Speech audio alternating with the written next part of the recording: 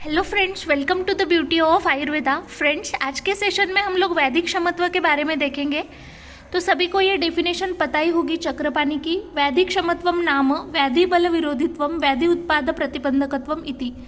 चक्रपाणी के अनुसार मतलब जो शरीर के लिए जो संबंध प्रस्थापित करने वाला जो विषाणु रहता है उसको रोकना और व्याधि बलवान न होने देना, ये जो शरीर का प्रयत्न रहता है स्वभाव से, उसी को ही हम लोग वैदिक क्षमत्व ऐसे बोलते हैं। तो वैदिक क्षमत्व किस किस चीजों पे डिपेंड करता है? तो बल के ऊपर डिपेंड करता है। जिसका शरीर बल अच्छा रहता है उसका वैदिक क्षमत्व भी अच्छा पाया गया है। जिस व्यक्ति का मांस का जो प्रमाण रहता है वो अगर सम है, मतलब मांस का संगठन अगर अच्छे से है, इंद्रिय दृढ़ है, तो उस व्यक्ति में भी वैदिक क्षमत्व अच्छा पाया गया है। जो इंसान रुक्ष और बृहन आहार नहीं सेवन करता है, यानी कि सर्वरसात्मक आहार सेवन करता है जिसमें धातु सारे सम रहते हैं, उत्तरोत्तर धातु की जो निर्मिति है वो अच्छे से होती है, उसमें भी वैदिक क्षमत्व अच्छा पाया गया है। और जिस इंसान को मतलब वैदिक क्षमत्व अच्छा है तो उसको भूख तहान मतलब भूख प्यास ऊन ठंडी पाउस ये जो है वो अच्छे से सहन कर सकता है, मतलब ये कौन सी भी कंडीशन में वो सर्वाइव कर जाएगा। जिस इंसान में बल ओज सत्व अग्नि अगर उत्तम है तो उसमें वैदिक क्षमत्व भी उत्तम रहता है। अग्नि ये भी वैदिक क्षमत्व को प्रभाव करने वाला एक घटक माना गया है। जैसे हम सभी को पता है रोगः सर्वेपि मंदो अग्नि, इस अनुसार वैदिक क्षमत्व और अग्नि का बहुत ही निकट का संबंध यहाँ पे बताया गया है। बल के वैसे 3 प्रकार चरक ने बताए हैं। त्रिविधम बलम इति सहजम कालम युक्तिकृत। तो सबसे पहला जो सहज बल है, इसके लिए जो माता पिता रहते हैं उनके आर्तव और शुक्र अगर अच्छा है तो बल भी जो भी जन्म से ही बालक में बल जो रहता है उसको हम लोग सहज बल बोलते हैं। जन्मतः जो माता पिता से प्राप्त होता है और जो धातु वृद्धि की वजह से बढ़ता है उसी को हम लोग सहज बल बोलते हैं। कालज बल मतलब जो काल के अनुसार मतलब ऋतु वय इसके ऊपर जो डिपेंड करता है। इतना याद रखो कि विसर्ग काल में जो बल अच्छा रहता है मतलब बल बढ़ता है, ठीक है। जो विसर्ग काल में जो बच्चे जन्म लेते हैं उसमें बल बढ़ता है। युक्तिकृत मतलब जो भी हम लोग आहार सेवन करते हैं या फिर विहार करते हैं या फिर जो भी वाजीकरण रसायन द्रव्य है, इस वजह से हमारे इसमें बल आ जाना, उसी को हम लोग युक्तिकृत बल बोलते हैं। सभी को पता है कुछ बल वृद्धिकर भाव बताए हैं, इसका श्लोक भी आपको लर्न होगा। तद्यता बलवत देशे जन्म बलवत पुरुषे देशे जन्म बलवत पुरुषे काले च सुखच्च कालयोग बीज क्षेत्र गुण संपच्च आहार संपच्च शरीर संपच्च सत्व संपच्च स्वभाव संसिद्धि च यौवनम च कर्मम च सहर्षम च इति। ऐसे जो बलवृद्धिकर भाव यहाँ पे बताए हैं। देश मतलब पहला जो घटक है, इसमें जो पंजाब में रहने वाले लोग रहते हैं वो ऑलरेडी बलवान रहते हैं ऐसे बोला जाता है। काल तो अभी मैंने बताया कि विसर्ग काल में बल अधिक रहता है। सुखच्च काल योग में भी वही बताया है कि जो विसर्ग काल रहता है उसमें अच्छा रहता है। बीज क्षेत्र गुण संपत्त मतलब जिस बीज में जो भाग उपपप्त होता है मतलब विकृत होता है, तो उसका वो जो उस बीज से जो जन्मा हुआ बेबी रहेगा उसमें भी वो विकृत रहेगा, मतलब बीज की दूषितता से ही विकृत हो सकता है। अगर अच्छा है गुण संपन्न है तो उससे जो बेबी बनेगा वो भी अच्छा रहेगा, ठीक है। ये एग्जाम्पल आप लोग याद रख सकते हो। उसमें फिरंग और प्रमेह, इसमें जो माता पिता रहेंगे उसका शुक्र शोणित अगर विकृत है, इसी वजह से ये होता है। आहार संपत्त मतलब जो भी हम लोग समतोल आहार का सेवन करते हैं उसी वजह से बल उत्तम होता है। शरीर संपत्त मतलब जिस बॉडी में जिस इंसान में जो अंग प्रत्यंग रहेंगे वो अगर अच्छे हैं तो उसमें बल भी अच्छा रहेगा। साथ में संपत्त मतलब जो भी चीज़ें हम लोग षड्रसात्मक आहार करते हैं, अगर वो षड्रसात्मक हमें सात्म है तो बल भी अच्छा रहेगा। लेकिन अगर उसमें से ही कुछ रस किसी को असात्म है तो उसमें बल हीन होता है। सत्व संपत्त मतलब इसमें मन को हमें नियंत्रित करना होता है। अगर कोई इंसान है जो मन को नियंत्रित कर लेता है तो उसमें सात्विक गुण की वृद्धि होती है।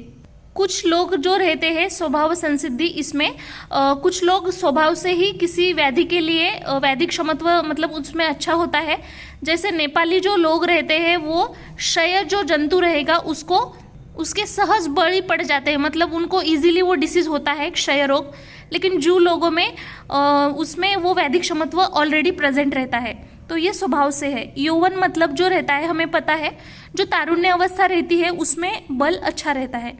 कर्म मतलब जो भी हम लोग कर्म करते हैं जैसे व्यायाम वगैरह, उसकी वजह से भी बल हमारे बॉडी में बढ़ता है। सहर्ष मतलब जो भी मैथुन क्रिया करने के बाद जो सहर्ष मतलब समाधान मिलता है उसको बोलते हैं। अगर वो चिंता मुक्त रह के प्रसन्न रहता है तो उसकी वजह से भी बल बढ़ता है। सभी को पता है अष्टोनिंदित जो टॉपिक है ऑलरेडी हमें देख चुके हैं, तो उसमें ऑलरेडी दुर्बल होने की वजह से वैदिक क्षमत्व अल्प रहता है। एंटीजन जिसको हम लोग देह धातु प्रत्यनिक बोलते हैं, कोई भी फॉरेन जो बॉडी रहती है जो हमारे बॉडी में जाने के बाद डिसीज कॉज करती है, उसी को हम लोग देह धातु प्रत्यनिक बोलते हैं।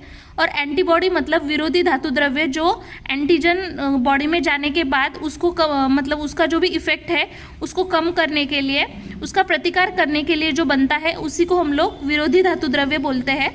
और ये जो द्रव्य रहेंगे वो स्पेशली प्लीहा और लिम्फ ग्लैंड मतलब लसिका ग्रंथि में इसका उत्पन्न होता है। और ये जो रहता है, जो एंटीबॉडीज रहती है इम्यूनोग्लोबिन, उसके 5 टाइप्स बताए, उसकी ट्रिक आप याद रख सकते हो गेम डी बोल के। तो G for antibody G, A for IgA, M for IgM, IgE और IgD, ऐसे टोटल 5 एंटीबॉडीज बताए हैं। सबसे पहला वाला जो जी है, ठीक है, तो जी का आप याद रखो कि ये 80% जो रहता है बॉडी में पाया जाता है। 100 ml अगर ब्लड है तो उसमें 600 to 1800 mg इनका रेंज रहता है। ये जो है इंटरस्टिशियल टिश्यू और अपरा जो रहता है उसमें प्रेजेंट रहता है। अगर हमारे बॉडी में ग्राम पॉजिटिव या फिर कोई भी पस जो भी जीवाणु वायरस आते हैं तो उनको हार्म करने के लिए, मतलब उनको डिस्ट्रॉय करने के लिए इनकी हमारे बॉडी में निर्मित होती है। हम लोग जो RH एंटीबॉडी की बात करते हैं वो भी इसी का पार्ट होता है। जो सेकंड है IgA एंटीबॉडी, ये टोटल एंटीबॉडीज के कंपैरिजन में 10% रहती है। 100 ml में 70 to 380 mg इतनी इनकी क्वांटिटी रहती है। ये स्पेशली जो रहते हैं हमारे जो अश्रु रहते हैं, कोलोस्ट्रम रहता है, लाला स्राव मतलब सलाइवा, नोज या फिर जो भी सिक्रीशंस रहेंगे उसमें प्रेजेंट रहते हैं। ये जो अभी हमने देखा था कि रोहिणी व्याधि जो रहती है मतलब डाइफ्थेरिया, ब्रुसेला, इनके अगेंस्ट ये बॉडी में तैयार होती है। नेक्स्ट जो है IgM एंटीबॉडी, ये टोटल के 5 to 10% रहती है। 100 ml अगर ब्लड है तो उसमें 20 to 130 mg इनका क्वांटिटी है। और ये जो रहते हैं ब्लड वेसल्स में रहते हैं। ग्राम निगेटिव जो रहते हैं उनके मतलब उनसे तैयार होती है। IgD जो रहती है वो टोटल 4 to 40 mg इतना रहता है। IgE के बारे में सभी को पता है, एलर्जिक रिएक्शन में ये तैयार होते हैं। वैदिक क्षमत्व को अगर हमने डिवाइड किया तो इसके 2 टाइप्स रहते हैं, एक स्वाभाविक और एक अभ्यासज मतलब नेचुरल और एक्वायर्ड। नेचुरल के भी जातिगत, वंशगत और व्यक्तिगत ऐसे रहते हैं। अभ्यासज में सक्रिय और निष्क्रिय रहते हैं। उसके बाद इसमें सहज कृत्रिम ऐसे दोनों के भी टाइप्स होते हैं। सबसे पहले हम लोग नैसर्गिक वैदिक क्षमत्व के बारे में देखेंगे। तो सबसे पहले उसमें भी जातिगत अगर है, जैसे हर कोई इंसान, हर कोई एक वैधि के लिए मतलब जाति से ही उनकी जाति वैसी रहती है कि वो उसके लिए वैदिक क्षमत्व रहते हैं। जैसे कोमड़ी है तो उसको धनुर्वात मतलब कभी नहीं होगा। इंसान छोड़ के जितने भी जाति रहते हैं ना उनको विसूचिका और आंत्रज्वर नहीं रहता है। उंदीर के लिए रोहिणी मतलब डाइफ्थेरिया उंदीर को कभी भी नहीं होता है।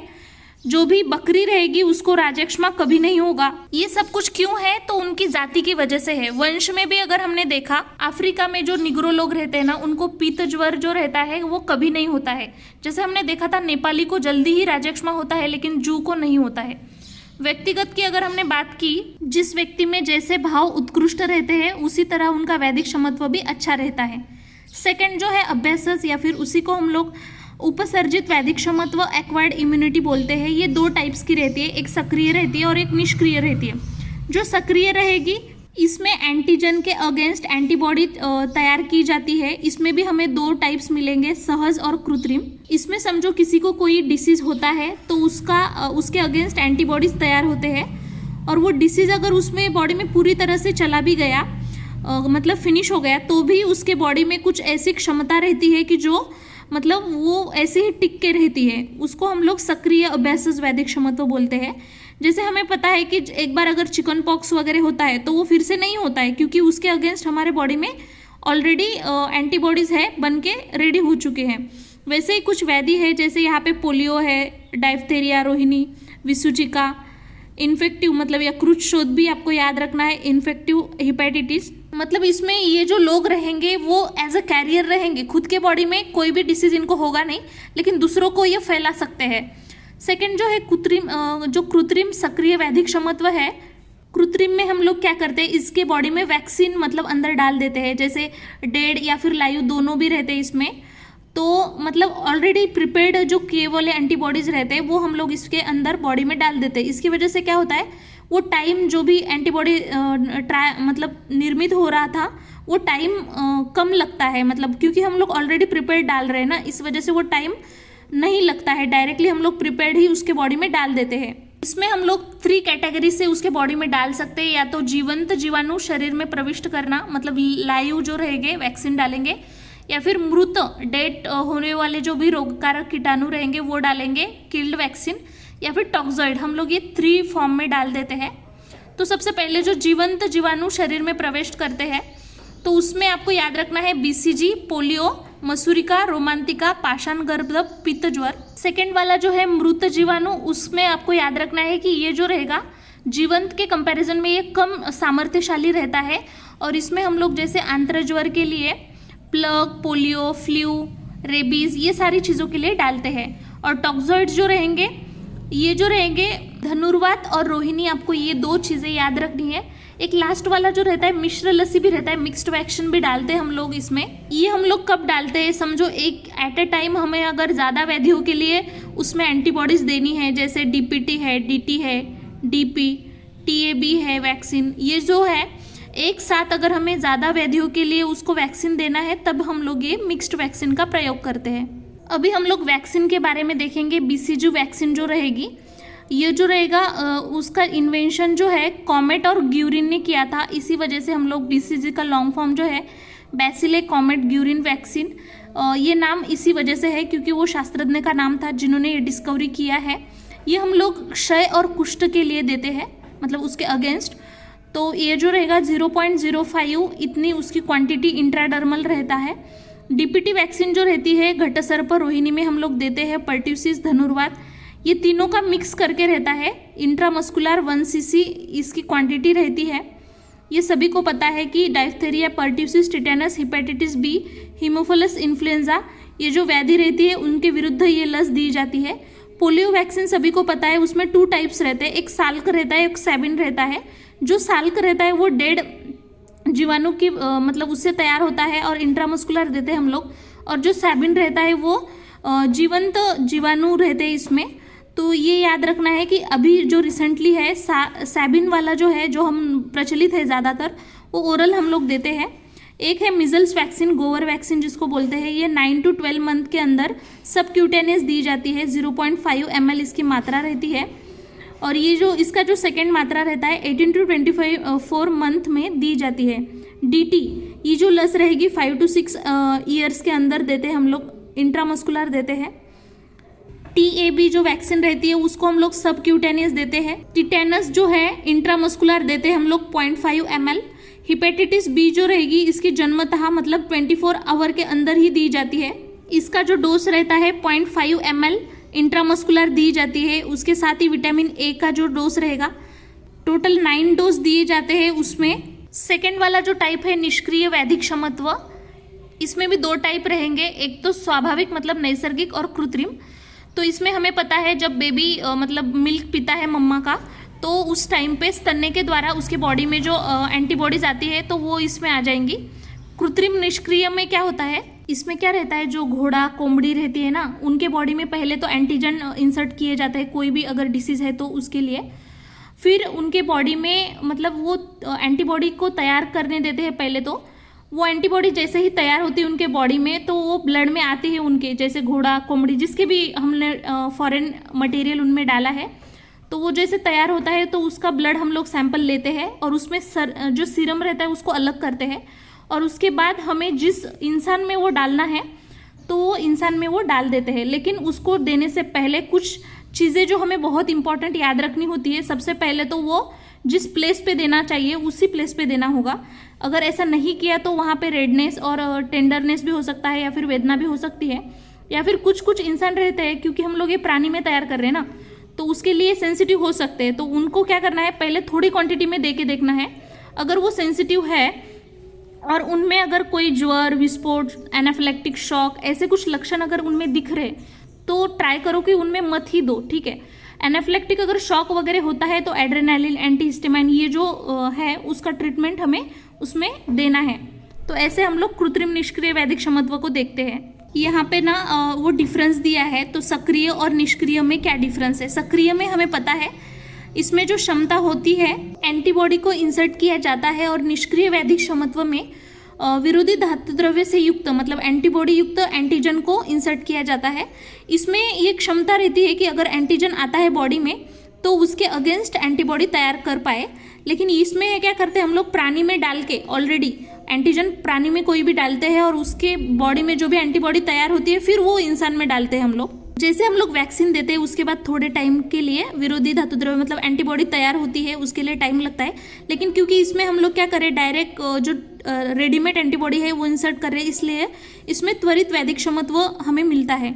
ये जो रहेगा रिएक्शन के रूप में, इसमें हमें सक्रिय में रिएक्शन के स्वरूप में है ना कुछ लक्षण हमें दिखेंगे, ज्वर वगैरह, लेकिन इसमें कोई लक्षण नहीं दिखता है। निष्क्रिय में ज़्यादा टाइम तक मतलब ये काम करती है, सक्रिय ये कम टाइम के लिए काम करती है। अगर फ्यूचर में भी कोई व्याधि होती है तो उसके लिए भी ये काम करती है सक्रिय वाली, लेकिन ये बस उस व्याधि के लिए ही लिमिटेड रहती है।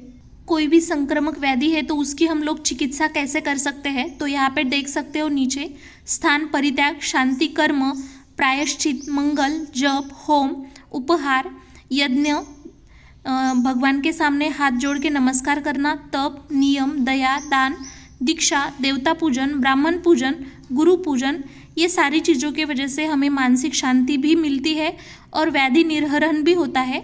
इसी वजह से ये जो उपक्रम है सुश्रुत ने धार्मिक आध्यात्मिक भाव इसके ऊपर जो मेन फोकस है उन्होंने किया है। जो मरक है मतलब इपिडेमिक, इसी को आचार्य ने इसका प्रयोग किया है जनमार महामारी के लिए, और चरक जो है इन्होंने इपिडेमिक को ही जनपदवंश ऐसा वर्ड यूज़ किया है।